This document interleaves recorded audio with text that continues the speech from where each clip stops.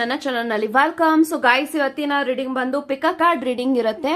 ಈ ಒಂದು ಪಿಕ್ ಅ card reading ಯಾರಿಗೆ ರೆಸನೇಟ್ ಆಗುತ್ತೆ ಅಂದ್ರೆ, ಯಾರೆಲ್ಲ ಟೂ ಸೈಡೆಡ್ ಲವರ್ಸ್ ಇದ್ರಾ, ರಿಲೇಶನ್ಶಿಪ್ ಅಲ್ಲಿ ಇದ್ದೀರಾ, ಸಂಬಂಧದಲ್ಲಿ ಇದ್ದೀರಾ, ಕನೆಕ್ಷನ್ ಅಲ್ಲಿ ಇದ್ದೀರಾ ಅಂತ ಅಂದ್ರೆ ಈ ಒಂದು ರೀಡಿಂಗ್ ನ ನೀವು ನೋಡ್ಕೊಳ್ಳಿ.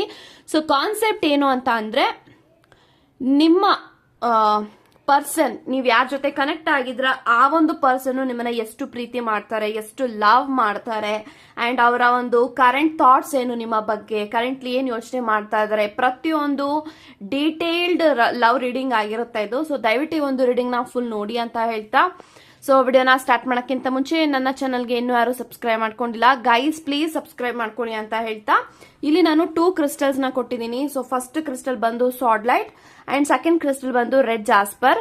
ಇವೆರಡು ಕ್ರಿಸ್ಟಲ್ ಅಲ್ಲಿ ಯಾವ ಕ್ರಿಸ್ಟಲ್ ನಿಮ್ಗೆ ಅಟ್ರಾಕ್ಟ್ ಆಗುತ್ತೋ ಆ ಕ್ರಿಸ್ಟಲ್ ನ ನೀವು ಚೂಸ್ ಮಾಡ್ಕೊಳ್ಳಿ.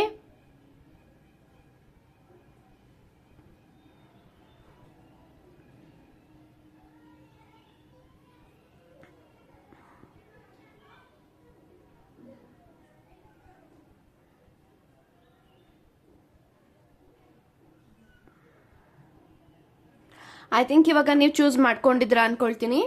ಚೂಸ್ ಮಾಡದೇ ಇರೋರು ವಿಡಿಯೋನ ಪಾಸ್ ಮಾಡಿಯೂ ಸಹ ಚೂಸ್ ಮಾಡ್ಕೊಳ್ಬಹುದು ಅಂತ ಹೇಳ್ತಾ, ಸೊ ಎಸ್ ಗೈಸ್, ಇವಾಗ ರೀಡಿಂಗ್ ನ ಸ್ಟಾರ್ಟ್ ಮಾಡಿ. ಗೈಸ್, ಯಾರೆಲ್ಲ ಸಾಟಲೈಟ್ ನ ಇಲ್ಲಿ ಚೂಸ್ ಮಾಡ್ಕೊಂಡಿದ್ರ, ಸೊ ಇವಾಗ ನೋಡೋಣ ನಿಮ್ಮ ಪರ್ಸನ್ ನಿಮ್ಮ ಬಗ್ಗೆ ಏನು ಯೋಚನೆ ಮಾಡ್ತಾ ಇದಾರೆ, ಎಷ್ಟು ಪ್ರೀತಿ ಮಾಡ್ತಾ ಇದಾರೆ, ಎಷ್ಟು ಲವ್ ಮಾಡ್ತಾ ಇದಾರೆ, ಪ್ರತಿಯೊಂದನ್ನು ಕೂಡ ಇವಾಗ ಡೀಟೇಲ್ ಆಗಿ ತಿಳ್ಕೊಳ್ಳೋಣ. So let's begin.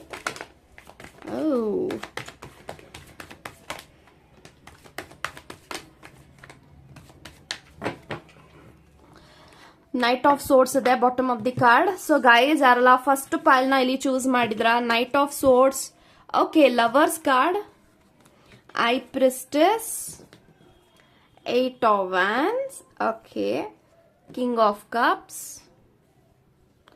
3 of wands, ಅದ್ರ ಜೊತೆಗೆ we have queen of cups. So guys, ನನಗೆ ಈ ಎಲ್ಲಾ ಕಾರ್ಡ್ಸ್ ಪ್ರಕಾರ ಏನ್ ಇಂಟೆನ್ಷನ್ಸ್ ಬರ್ತಾ ಇದೆ ಅಂದ್ರೆ, ಸೊ ಡೆಫಿನೆಟ್ಲಿ ಈ ಪರ್ಸನ್ ನೀವ್ ಯಾರ ಜೊತೆ ಕನೆಕ್ಟ್ ಆಗಿದ್ದೀರಾ ಆ ಒಂದು ವ್ಯಕ್ತಿ ನಿಮ್ಮ ಟ್ವಿನ್ ಫ್ಲೇಮ್ ಅಂತ ನಾನು ಹೇಳ್ಬಹುದು. ಸೊ ಈ ಒಂದು ವ್ಯಕ್ತಿ ಜೊತೆಗೆ ನಿಮ್ಮ ಒಂದು ರಿಲೇಶನ್ಶಿಪ್ ಟ್ವಿನ್ ಫ್ಲೇಮ್ ಕನೆಕ್ಷನ್ ಅಲ್ಲಿ ಇದೆ, ಅವರು ನಿಮ್ಮ ಟ್ವಿನ್ ಫ್ಲೇಮ್ ಅಂತ ನಾನು ಹೇಳ್ಬಹುದು. ಸೊ ನಿಮ್ಮಿಬ್ಬರ ಮಧ್ಯ ತುಂಬಾ ಪ್ಯಾಷನೇಟ್ ಇದೆ, ಲವ್ ಇದೆ, ರೊಮ್ಯಾನ್ಸ್ ಇದೆ, ಖುಷಿ ಇದೆ, ಅಷ್ಟೇ ಸ್ಯಾಡ್ನೆಸ್ ಇದೆ, ಬೇಜಾರು ಇದೆ, ಕೋಪನೂ ಇದೆ, ಪ್ರತಿಯೊಂದೂ ಕೂಡ ನಿಮ್ಮ ಕನೆಕ್ಷನ್ ಅಲ್ಲಿ ಇದೆ ಅಂತ ಹೇಳ್ಬಹುದು.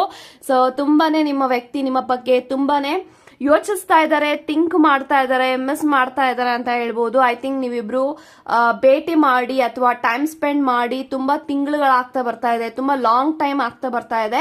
ಎಲ್ಲೋ ಒಂದ್ ಕಡೆ ನಿಮ್ಮ ವ್ಯಕ್ತಿ ನಿಮ್ಮ ಜೊತೆಗೆ ಮಾತಾಡ್ತಾ ಇಲ್ಲ, ಅಥವಾ ಆನ್ ಅಂಡ್ ಆಫ್ ಕಮ್ಯುನಿಕೇಶನ್ ಅಲ್ಲಿ ಇರ್ಬೋದು, ಅಥವಾ ಬ್ಲಾಕ್ ಎನರ್ಜಿಯಲ್ಲಿ ಇರ್ಬೋದು.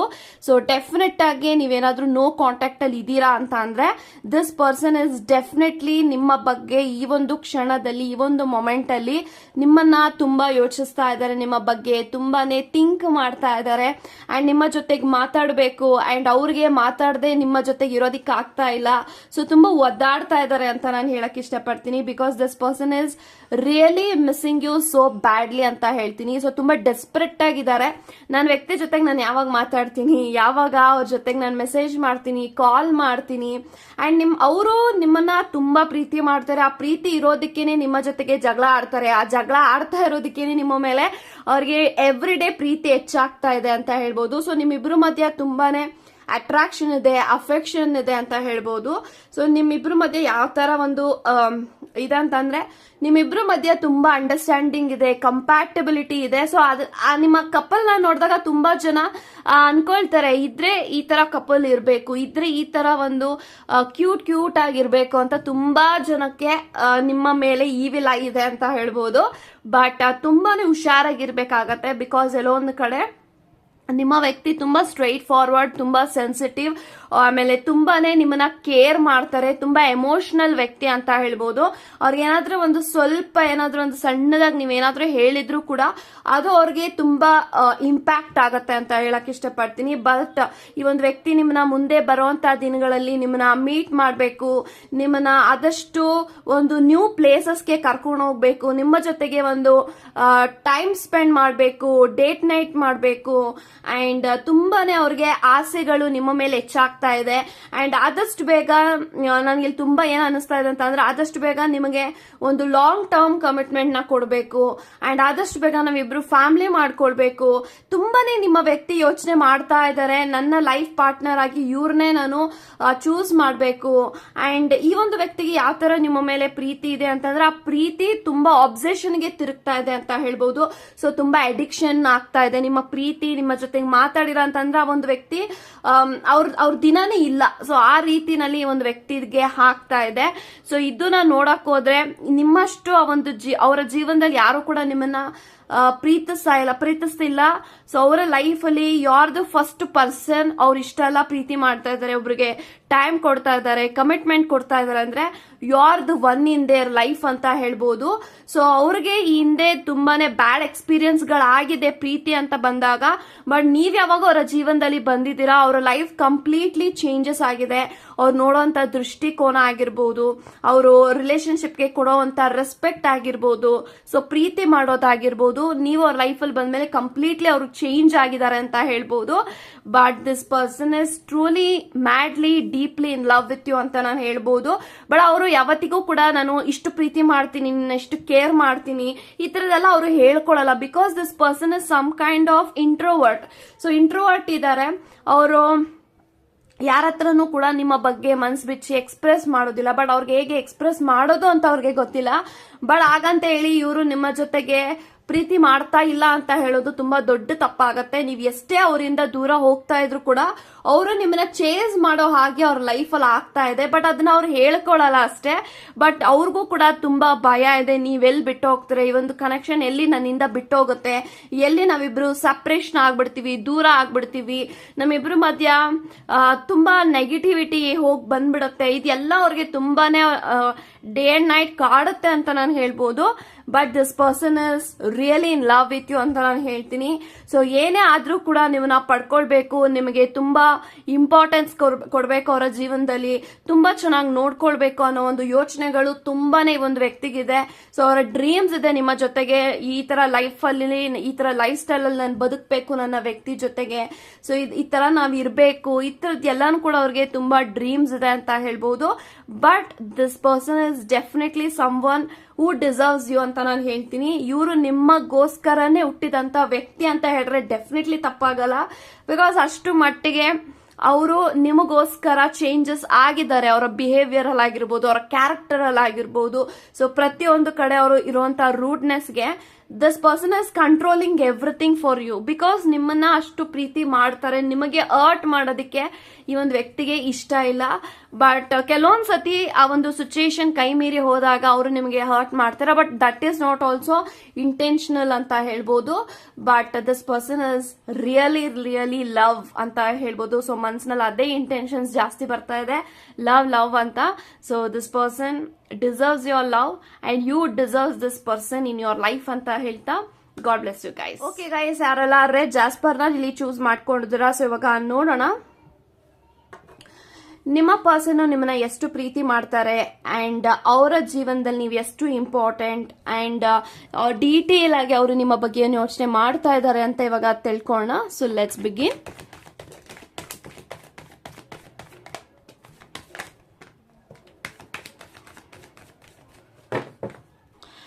ಓಕೆ, ಎಂಪ್ರರ್ ಬರ್ತಾ ಇದೆ.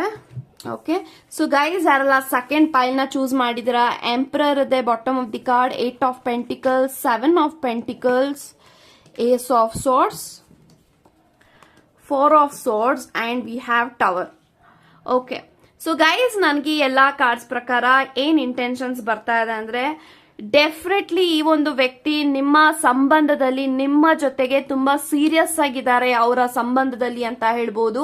ಸೊ ನೀವು ಅಂತ ಬಂದ್ರೆ, ನಿಮ್ಮ ಸಂಬಂಧ ಅಂತ ಬಂದ್ರೆ, ಈ ಒಂದು ರಿಲೇಶನ್ಶಿಪ್ ಅಂತ ಬಂದ್ರೆ, ಈ ಒಂದು ಕನೆಕ್ಷನ್ ಅಂತ ಬಂದ್ರೆ this person is really very serious.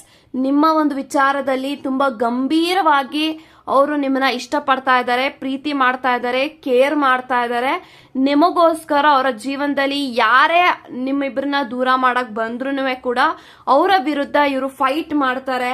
ಈ ಒಂದು ವ್ಯಕ್ತಿ ನಿಮಗೋಸ್ಕರ ರಿಸ್ಕ್ ನ ತಗೊಳ್ತಾರೆ ಅಂತ ನಂಗೆ ಕಾಣಿಸ್ತಾ ಇದೆ. ಬಿಕಾಸ್ ಟವರ್ ಇರೋದ್ರಿಂದ, 8 ಆಫ್ ಪೆಂಟಿಕಲ್ಸ್ ಇರೋದ್ರಿಂದ, 7 ಆಫ್ ಪೆಂಟಿಕಲ್ಸ್, ಈ ಕಾರ್ಡ್ಸ್ ಎಲ್ಲ ನೋಡಿದಾಗ ನಂಗೆ ಏನ್ ಕಾಣಿಸ್ತಾ ಇದೆ ಅಂತ ಅಂದ್ರೆ this person is preparing himself or her self ಅವರನ್ನ ಅವರು ಪ್ರಿಪೇರ್ ಮಾಡ್ಕೊಳ್ತಾ ಇದ್ದಾರೆ.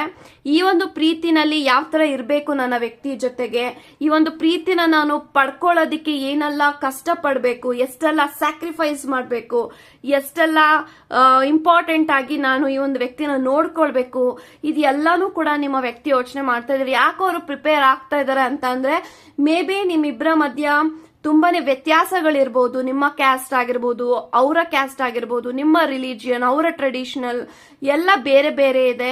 ಸೊ ಆ ಒಂದು ಎಲ್ಲೋ ಒಂದು ಕಡೆ ಕ್ಯಾಸ್ಟ್ ಇಶ್ಯೂಸ್ ಬರ್ಬೋದೇನೋ ನಿಮ್ಮಿಬ್ರ ಮಧ್ಯ ಫ್ಯಾಮಿಲಿಗಳಲ್ಲಿ ಅಂತ ಅವ್ರಿಗೆ ಯೋಚನೆಗಳು ಈಗಲೇ ಬರ್ತಾ ಇದೆ ಅಂತ ಹೇಳ್ಬೋದು. ಬಟ್ ಈ ಒಂದು ವ್ಯಕ್ತಿ ನಿಮ್ಮನ್ನ ಮನ್ಸಾರೆ ಒಪ್ಕೊಂಡಿದ್ದಾರೆ, ಮನ್ಸಾರೆ ಅಕ್ಸೆಪ್ಟ್ ಮಾಡಿದ್ದಾರೆ, ಮನ್ಸಾರೆ ಪ್ರೀತಿ ಮಾಡ್ತಾ ಇದ್ದಾರೆ. ಆ ಒಂದು ಪ್ರೀತಿನ ಪಡ್ಕೊಳ್ಳೋದಕ್ಕೆ ಯಾರ ವಿರುದ್ಧನೂ ಕೂಡ ಈ ಒಂದು ವ್ಯಕ್ತಿ ಹೋಗೋದಕ್ಕೆ ರೆಡಿ ಇದ್ದಾರೆ ಅಂತ ಹೇಳ್ಬೋದು. ಯಾಕಂತಂದ್ರೆ ಅವರ ಲೈಫಲ್ಲಿ ಅವ್ರ ಲೈಫಲ್ಲಿ ಯಾರನ್ನೂ ಕೂಡ ಅವರು ಇಷ್ಟೊಂದು ಅಟ್ಯಾಚ್ಮೆಂಟ್ ಬೆಳೆಸ್ಕೊಂಡಿರ್ಲಿಲ್ಲ. ಸೊ ನಿಮ್ಮ ಮೇಲೆ ಫಾರ್ ದ ಫಸ್ಟ್ ಟೈಮ್ ಇಷ್ಟೆಲ್ಲ ಅಟ್ಯಾಚ್ಮೆಂಟ್ ಬೆಳೆಸ್ಕೊಂಡಿದ್ದಾರೆ, ಇಷ್ಟೆಲ್ಲ ನೀವ್ ಅವ್ರಿಗೆ ಪ್ರೀತಿ ಮಾಡ್ತಾ ಇದ್ರ. ಅಂಡ್ ಅವ್ರಿಗೆ ಗೊತ್ತಿದೆ ನನ್ನ ವ್ಯಕ್ತಿ ಎಷ್ಟೆಲ್ಲ ಹಚ್ಕೊಂಡಿದ್ದಾರೆ, ನನ್ನ ಎಷ್ಟೆಲ್ಲ ಪ್ರೀತಿ ಮಾಡ್ತಾರೆ. ಅಂಡ್ ನೀವು ಕೂಡ ಆ ಒಂದು ವ್ಯಕ್ತಿ ಇಲ್ಲದೆ ಬದುಕೋಕ್ಕಾಗಲ್ಲ ಅನ್ನೋ ಲೆವೆಲ್ಗೆ ನೀವು ಅಷ್ಟು ಇಷ್ಟ ಪಡ್ತಾ ಇದ್ದೀರಾ. ಇದೆಲ್ಲ ನೋಡಿದಾಗ ಇವ್ರಿಗೆ ನಿಮ್ಮ ಮೇಲೆ ಎವ್ರಿ ಡೇ ಆಸೆ ಹೆಚ್ಚಾಗುತ್ತೆ. ಇವ್ರನ್ನ ನಾನು ಪಡ್ಕೊಳ್ಬೇಕು ನನ್ನ ಲೈಫಲ್ಲಿ, ನನ್ನ ಲೈಫಲ್ಲಿ ಯಾವಾಗ್ಲೂ ಕೂಡ ಇದೇ ರೀತಿ ನಾವಿಬ್ರು ಖುಷಿಯಾಗಿರ್ಬೇಕು. ಅದೇನೇ ಆದ್ರೂ ಪರವಾಗಿಲ್ಲ, ನಾನು ಫೈಟ್ ಮಾಡ್ತೀನಿ, ರಿಸ್ಕ್ ನ ತಗೊಳ್ತೀನಿ, ಚಾಲೆಂಜಿಂಗ್ ಅಕ್ಸೆಪ್ಟ್ ಮಾಡ್ತೀನಿ, ಯಾರು ಏನೇ ಬಂದ್ರು ಕೂಡ ನಾನು ನೋಡ್ಕೊಳ್ತೀನಿ ಅನ್ನೋ ಒಂದು ಧೈರ್ಯ ಈ ಒಂದು ವ್ಯಕ್ತಿಗೆ ಹೆಚ್ಚಾಗ್ತಾ ಇದೆ.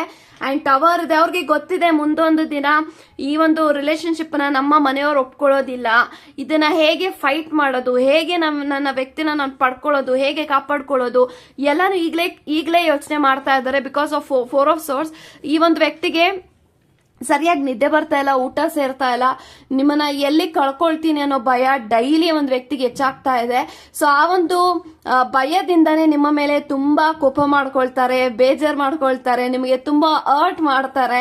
ಯಾಕಂತಂದ್ರೆ ಅವ್ರಿಗೆ ತುಂಬಾ ಭಯ ನೀವ್ ಎಲ್ಲಿ ಬಿಟ್ಟೋಗ್ಬಿಡ್ತೀರಾ, ಅಂಡ್ ನಮ್ಮಿಬ್ರ ಮಧ್ಯೆ ಎಲ್ಲಿ ಸಪರೇಷನ್ ಆಗ್ಬಿಡುತ್ತೆ, ಅಂಡ್ ನಮ್ಮಿಬ್ರನ್ನ ಯಾರೆಲ್ಲ ದೂರ ಮಾಡಕ್ಕೆ ಟ್ರೈ ಮಾಡ್ಬಿಡ್ತಾರೆ. ಇದೆಲ್ಲಾನು ಕೂಡ ಈ ಒಂದು ವ್ಯಕ್ತಿಗೆ ಯೋಚನೆಗಳು, ಓವರ್ ಥಿಂಕಿಂಗ್, ನೆಗೆಟಿವಿಟಿ ಈ ಒಂದು ವ್ಯಕ್ತಿಗೆ ನಿಮ್ಮ ಮೇಲೆ ತುಂಬಾನೇ ಅವ್ರ ಮನಸ್ಸಿನಲ್ಲಿ ಅರ್ಧಾಡ್ತಾನೆ ಇರುತ್ತೆ.